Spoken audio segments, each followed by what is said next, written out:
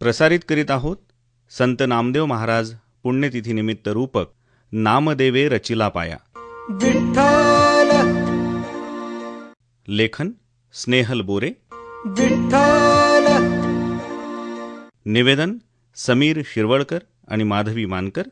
विठ्ठल सादर करते सूरज गोळे. विठ्ठल जय हरी विठ्ठल. ही निर्मिती आहे आकाशवाणी अकोला केंद्राची. भाव अंतरीचे हळवे जसे जुई फूल, स्वतःच्याच सुगंधाची स्वतःलाच भूल रे. तुझे नाम आले ओठी, तुझे नाम आले ओठी. नामदेवे रचिला पाया तुका झालासे कळस. ही भावना संत नामदेव महाराजांना भागवत संप्रदायाचा श्री गणेशात करणाऱ्या मांदियाळीत घेऊन जाणारी आहे.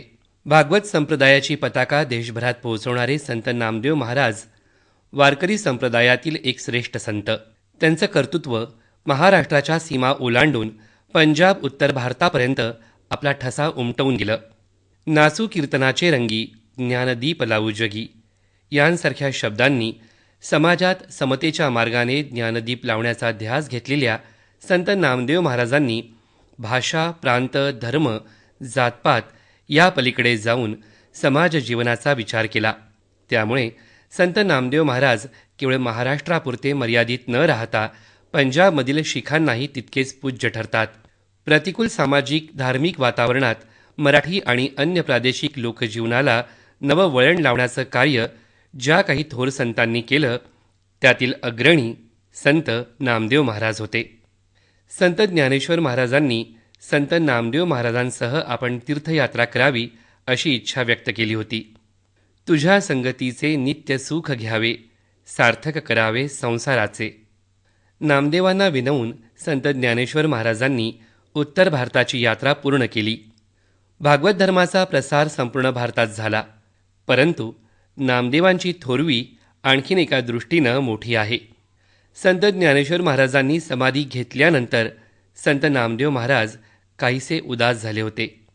उत्तरेत म्लेंछ राज्य असल्यामुळे धर्माचा होणारा ऱ्हास पाहता संत नामदेव महाराज 50 वारकऱ्यांसह पंजाब, घुमान यासह उत्तर भारतात भागवत धर्माचा प्रचार प्रसार करू लागले. त्यांनी विठ्ठल भक्ती देशभरात पोहोचवण्याचं कार्य केलं.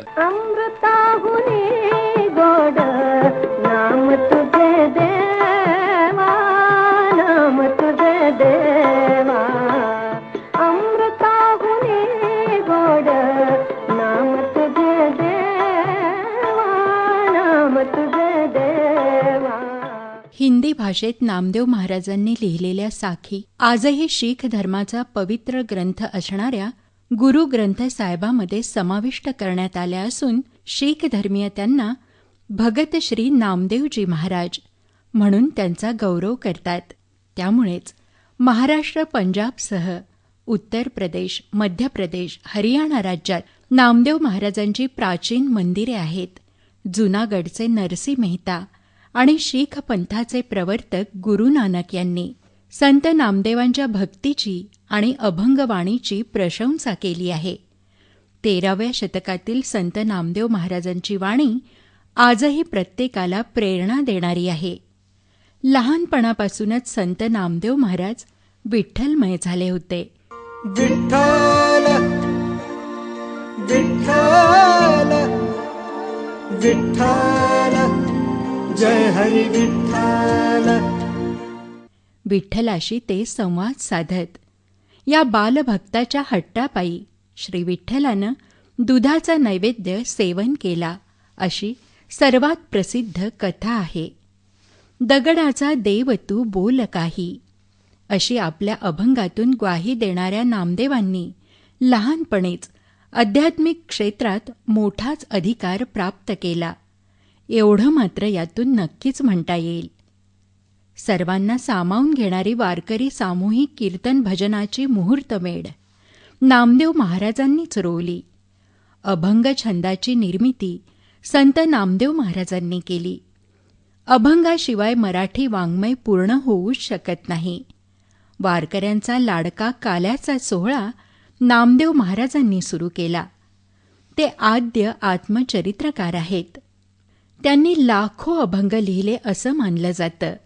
राष्ट्रीय प्रबोधनकार सत्यपाल महाराजांनी संत नामदेवांना प्रेरणा मानत आयुष्यात वाटचाल केली आहे.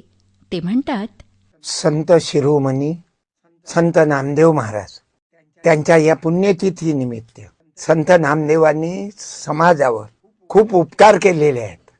कारण संत नामदेव राया यांचे अभंग आपण पाहतो, गुरु ग्रंथ साहेबामध्ये 62 अभंग आहेत त्यांनी लिहिलेले. संत नामदेव रायांनी जीवनभर अभ्यास करून त्यांच्या हे लक्षात आलं, अंधश्रद्धा, जातीयवाद निर्मूलन ह्या सर्व गोष्टीवर प्रखरतेनं त्यांनी जबरदस्त अभंग लिहिले आणि वारकरी संप्रदायाचे फार मोठे श्रेष्ठ संत आपण पाहतो. ज्ञानदीप लावू जगी, नाचू कीर्तनाचे अंगी, ज्ञानदीप लावू जगी. त्यांनी ज्ञानाचा विस्तार व्हावा, आपल्या डोक्यामधून अंधश्रद्धा जाव्या, आपला देव फक्त मर्यादित राहू नये.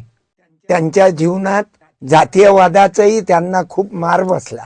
काही लोकांनी गैरसमज केला की शिंप्यातून नामदेव महाराज जन्मास आले, परंतु नामदेवानं सांगितलं, मी शिंप्यातून म्हणजे ते शिंपले त्यामधून जन्म नसून नामदेवाची आई गोनाई, वडील दामासेठी, माझा जन्म माझ्या मायबापाचा अपमान होईन असं जर म्हणाल तर त्यांचे माझ्यावर उपकार आहेत असा सांगणारे आमचे नामदेव राया गुरु ग्रंथ साहेबामध्ये त्यांची अभंग गाथा एवढी सुंदर आहे, डोक्यातून अंधश्रद्धा निघणारी, की असा आमचा संत शिरोमणी वारकरी संप्रदायाचे संस्थापक, वारकरी धर्माचे गुरु संत नामदेव राय वंदन करतो.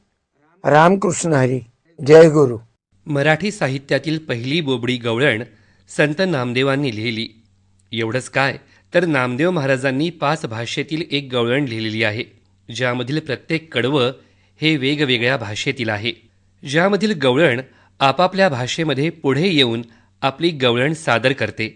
यामध्ये कानडी आहे, गुजराती आहे, कोकणी आहे, मराठी आहे. आणि क्रांतिकारी नामदेवांचा एक मोठा विचार म्हणजे एक मुस्लिमसुद्धा उर्दू भाषेत गवळण सादर करणारी आहे.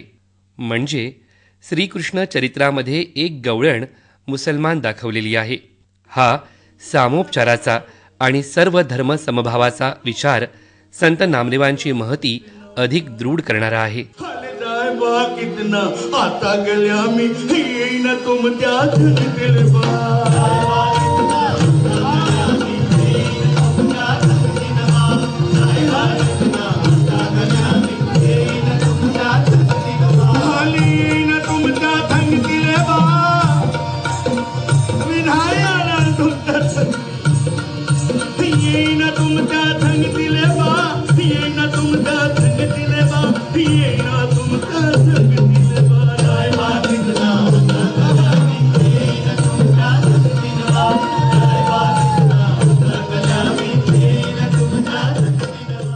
सव्वीस ऑक्टोबर 1270 रोजी एका शिंपी कुटुंबात जन्म झालेल्या संत नामदेव महाराजांनी देशभरात विज्ञानवादी विचारांचा प्रचार केला. संत नामदेव महाराज केवळ भक्तिभावाची गाणी लिहिणारे नव्हते, तर समाजात समता प्रस्थापित करण्यात आणि समाज प्रबोधन करण्यात त्यांचा सिंहाचा वाटा आहे. भेदाभेदांनी भग्न झालेल्या भारतीय समाजात संत नामदेव महाराजांनी लोकनिंदेचा विचार न करता समतेची बीजं रोवून विषमतेवर प्रहार केला. विसोबा खेचरांना गुरु मानणाऱ्या संत नामदेवांनी जेव्हा संत चोखोबांच्या परिवारावर आपत्ती आली तेव्हा ते मंगळवेढ्याला गेले आणि चोखोबांच्या अस्थी स्वतः आणून खुद्द पंढरपूरच्या विठ्ठलाच्या पायरीशी संत नामदेवांनी चोखोबांच्या स्मृती मंदिराची स्थापना केली. हा विचार मोठी क्रांती म्हणावी लागेल.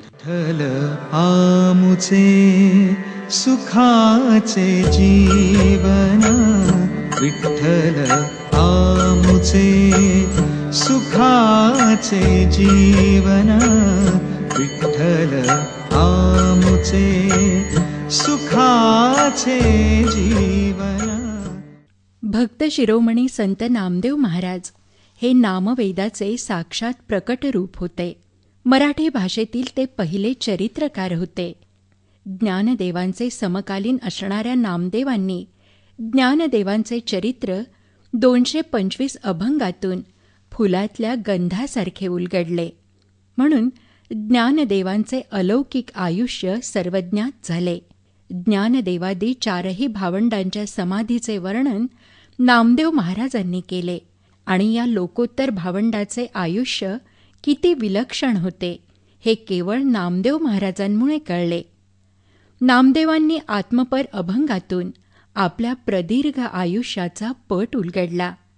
पांडुरंगाला प्रत्यक्ष घास भरवणारे नामदेव महाराज हे भक्ती क्षेत्रातील अलौकिक कोडे होते. भागवत धर्माची पताका गंगा आणि सिंधूच्या प्रदेशात फडकवत ठेवणारे नामदेव महाराज पंजाबी आणि शीख समाजाच्या गळ्यातले ताईत झाले. कारण त्यांनी हिंदी भाषेत अभंग लिहिले. हिंदी भाषेत अभंग लिहिणारे ते पहिले मराठी संत होते. पंजाबी लोकांच्या हृदय गाभाऱ्यात श्री विठ्ठलाचे चरण उमटवणारे नामदेव महाराज म्हणजे आश्चर्यालाच आश्चर्य वाटावे असे लोकोत्तर संत होते. विठ्ठल विठ्ठल विठ्ठल जय हरी विठ्ठल. श्री विठ्ठलाच्या सगुण भक्तीत आयुष्यभर रममाण झालेल्या नामदेव महाराजांचा कालखंड आहे 1270 ते 1350. संत नामदेवांचा जन्म 26 ऑक्टोबर 1270 रोजी झाला. तर ते 3 जुलै 1350 मध्ये पंढरपुरात विठ्ठल मंदिराच्या पायथ्याशी समाधीस्थ झाले. तर काही ठिकाणी ते पंजाबमधील घुमानमध्ये समाधीस्थ झाले असाही उल्लेख आढळतो. संत साहित्याचे अभ्यासक डॉक्टर शांताराम बुटे म्हणतात, पवित्र अशा शिंपीकुळामध्ये जन्म झाल्याचे स्वतः संत नामदेव महाराज सांगतात. शिंपयाच्या कुळी जन्म माझा, परी हेतू गुंतला सदाशिवी. संत नामदेव महाराजांच्या कुटुंबामध्ये एकूण 15 व्यक्ती असल्याचे संत जनाबाई आपल्या अभंगातून सांगतात. नामदेवाच्या घरी 14 जण स्मरती हरी, 4 पुत्र 4 सुना, नित्य स्मरती नारायणा. आणिक मा बाप पाही नामदेव राजाबाई, आऊताई लेकी निंबाबाई बहिणी, 15वी ती दाशी जनी. संत नामदेव महाराज त्यांची धर्मपत्नी राजाई, वडील श्री दामाशेठ, आई गुणाई. 4 पुत्र त्यांचे म्हणजे श्री नारायण, श्री विठ्ठल, श्री गोविंद आणि श्री महादेव असे त्यांचे 4 मुलं आणि 4 मुलाच्या 4 सुना, गोडाई, येसाई, साकराई, लाडाई. त्यानंतर बहीण आवताई नावाची होती आणि त्या बहिणीला मुलगी निंबाताई नावाची होती. अशी 14 जण त्यांच्याकडे होते आणि त्यांच्या घरी कामकाज करणारी, जात्यावर दळण दळणारी संत जनाबाई ही 15वी झाली. पंढरीच्या वाळवंटात चंद्रभागेच्या तीरी संत मंडळी एकत्र बसले असताना त्यांची चर्चा झाली आणि ती चर्चा संत नामदेव महाराजांनी ऐकली. काय ऐकली ती? महर्षी वाल्मिकीने शतकोटी श्लोकाचे रामायण लिहिलेलं आहे. आणि मग तडक नामदेव महाराज रावळामध्ये गेले विठोबाच्या आणि तिथे त्यांनी विठोबासमोर शतकोटी अभंग रचना करणार असा संकल्पाने प्रतिज्ञा केली. पांडुरंगाने त्यांना म्हटलं, अरे बाबा, त्या त्रेता युगामध्ये आयुष्य माणसाचं भरपूर होतं. हे सध्या कलियुग आहे. या कलियुगामध्ये माणसाचं आयुष्य फक्त 100 वर्ष आहे. म्हणून अभंग रचना तुझ्याकडनं होणार नाही. आणि म्हणून नामदेवाच्या घरामध्ये असणारे जेवढे सर्व कुटुंबामध्ये असणारे सर्व 15 जण या सर्वांनी अभंग रचना केलेली आहे. संत नामदेव महाराजांनी संजीवनी समाधी घेताना म्हणतात, अहो पांडुरंगा रुक्माईच्या कांता, निरोप द्यावा आता येतो आम्ही. राई रुक्माबाई सत्यभामा माता, निरोप द्यावा आता येतो आम्ही. नामा विनवी चरणी माथा, निरोप द्यावा आता येतो आम्ही. संत नामदेव महाराजांनी पांडुरंग रुक्माईंना आणि सत्यभामा यांना साक्षी ठेवून आपल्या या जगाचा निरोप त्यांनी घेतलेला आहे. वयाच्या 80व्या वर्षी संत नामदेव महाराजांनी विठोबाच्या महाद्वाराच्या पायऱ्याशी समाधी घेतलेली आहे. विठ्ठल विठ्ठल विठ्ठल जय हरी विठ्ठल. नामदेव महाराज म्हणतात, मरोनी जन्मावे पंढरीचे पारी, व्हावे महाद्वारी कृमी कीटक. संत चरणरज लागे येता जाता, नामा म्हणे आता हे चिव्हावे. नामदेव महाराजांच्या मनातला हा विचार. त्यांच्या सर्वच भक्तांनी त्यांच्या अस्थी राऊळाच्या महाद्वाराशी पुरून तिथेच पायरी रूपाने महाराजांची समाधी चिरंतन केली. विठ्ठल मंदिराच्या महाद्वारी नामदेवांची पायरी आजही वारकरी मंडळी अत्यंत आदराने आणि भक्तिप्रेमाने पूजतात. नामप्रेमाचा जिव्हाळा हाच विठ्ठल भक्तीचा गाभा आहे. एका नामे हरी जोडे ही महाराजांची भूमिका होती. नाम हेच कर्म आहे आणि नाम हेच ब्रह्म आहे. हे नामदेव महाराजांचे सर्वांना स्वानुभवाधिष्ठित सांगणे होते. वारकरी संप्रदायाचा श्री विठ्ठल भक्तीचा प्रसार नामदेव महाराजांनी अथकपणे केला. उत्तरेच्या दिशेने झेपावलेले नामदेव हे खरे तर भक्तिविश्वातले फार मोठे कोडे होते. आपल्या आयुष्यातली शेवटची 20 वर्षे नामदेव महाराजांनी उत्तरेकडील पंजाबात काढली आणि विठ्ठल भक्तीच्या सतारी हिंदी अभंगातून झंकारत ठेवल्या. संत नामदेव महाराज जिथे जिथे कीर्तनाला जात होते तिथे तिथे जनसमुदाय एकत्रित होत होता आणि जनसमुदाय हेच खऱ्या मंदिराचे उदाहरण आहे असे म्हणता येईल, अशी भावना सुप्रसिद्ध साहित्यिक प्राध्यापक इंद्रजित भालेराव व्यक्त करतात. महाराष्ट्राबाहेर विठ्ठलापेक्षा नामदेवाची मंदिरं जास्त आहेत. राजस्थानमध्ये नामदेवांची 700 मंदिरं आहेत. पंजाबमध्ये गावोगाव नामदेवांची मंदिरं आहेत. गुजरातमध्ये आहेत, मध्य प्रदेशमध्ये आहेत. दिल्लीला नामदेवाचं प्रचंड मोठं मंदिर आहे. इतकं त्यांचं महात्म्य बाहेर समजलं जातं. देशावर इतकी वर्ष इतका प्रभाव असणारं अन्य कुणीही नाही. हे नामदेवाच्या कर्तृत्वाचं अत्यंत महत्त्वाचं वैशिष्ट्य होतं. तुम्ही आणखी एक वैशिष्ट्य नामदेवांचं समजून घ्या की चोखोबाची पायरी नामदेवांनी चोखोबाला त्यांचे अंत्यसंस्कार विठ्ठल मंदिराच्या दारात केले. आजही दारात काय, स्पृश्यांच्या स्मशानात सुद्धा अस्पृश्यांना जागा नाही. तर 800 वर्षापूर्वी एवढ्या कर्मट काळात साक्षात विठ्ठलाच्या दारात चोखोबाची समाधी बांधून दाखवण्याची क्रांतीच म्हणा नाही, ही क्रांती नामदेवाने केली होती. सगळ्यात महत्त्वाचं जे कर्तृत्व आहे की नामदेव हिंदी भाषेतले पहिले कवी आहेत. मराठी भाषेतलेही आणि हिंदी भाषेत. हिंदीमध्ये त्याआधी फक्त भाटांची काव्य होती. व्यक्तीनं कुण्याही लिहिलेलं काव्य नव्हतं, म्हणजे लोकगीतं होती फक्त. सर्व हिंदी संतांच्या भाषेवर आणि विचारावर प्रचंड प्रभाव आहे नामदेवाचा. कबीरावर तर खूपच प्रभाव आहे. म्हणजे जी क्रांती कबीरानं केली कवितेमध्ये ती नामदेवाकडून घेतली आणि ते मान्यही केलं.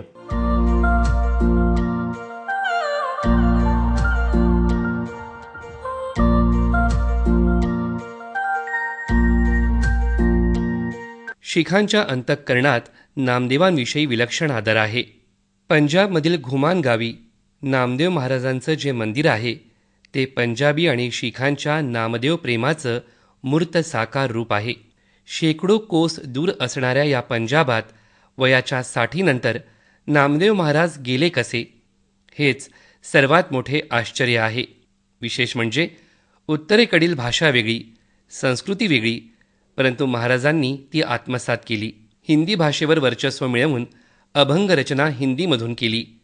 त्याचा प्रभाव एवढा जबरदस्त झाला की पंजाबी संस्कृतीने महाराजांची मुखबाणी आपल्या हृदयात नंदादीपासारखी शांत तेवत ठेवली. संत कबीरानं महाराजांविषयी म्हटलंय की दख्खन म्याने नामा दर्जी, उनोका बंदा विठ्ठल है, और सेवा कछु नहीं जाने, अंदर बाहर केशव है. 13व्या-14व्या शतकात दळणवळणाची कोणतीही साधनं उपलब्ध नसताना नामदेव महाराज चालत चालत उत्तरेकडे गेले. ती खांद्यावर विठ्ठल भक्तीची पताका घेऊनच. भक्ती प्रसाराचं कार्य करताना विठ्ठलाच्या नामात महाराज तर आपले संपूर्ण अस्तित्व पार विसरूनच गेले होते.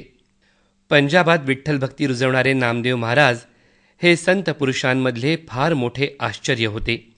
श्री विठ्ठलाच्या जोडीला रामनामाचं महत्त्वही महाराजांनी आपल्या हिंदी अभंगांमधून सहजपणे ओवलं. आपले सद्गुरू श्री विसोबा खेचर यांच्याकडून नामदेव महाराजांना अद्वैत बोधाची दीक्षा मिळाली.